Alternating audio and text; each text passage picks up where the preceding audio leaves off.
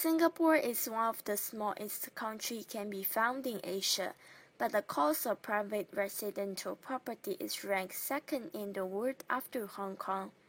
Recently, the National Population and Talent Division has outlined the roadmap for Singapore population policies in the Population White Paper.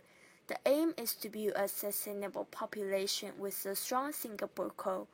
However, many Singaporeans are still very concerned the cost of living in Singapore. An interview with property developer Robert Ng from Tertius Development, we find out more on the Singapore property market. What is your prediction for this year's price of private property market in Singapore? Price will stabilize and will drop a little bit due to the government's cooling measure. Do you think the government cooling measure like additional stamp duty is really useful for Singapore property? Yeah, of course, why the government implement the additional stamp duty is because they want to cap people from speculating property because the price is getting higher and higher every day.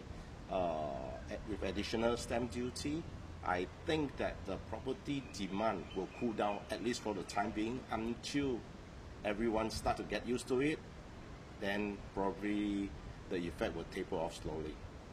So in the short time, I think that the property will get some hit on the demand, and the price of property will actually taper off or at least not increase. As a property developer, do you think the government cooling measures will reduce your profitability?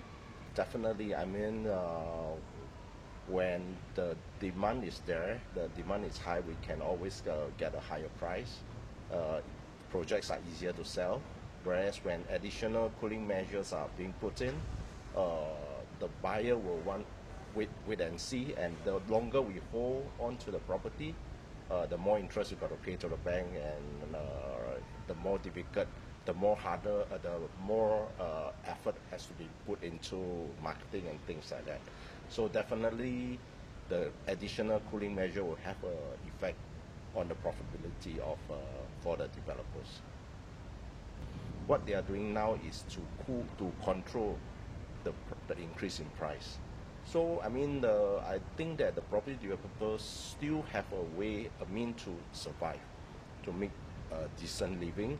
It's just that probably the price of the property will not escalate like it used to be. The government introduced 7-round cooling measures, such as additional buyer stamp duty and increased down payment requirement to cool down the property market. These new curbs on the housing market are starting to show some bite, as sales of new private homes slumped in February to their lowest level in more than a year.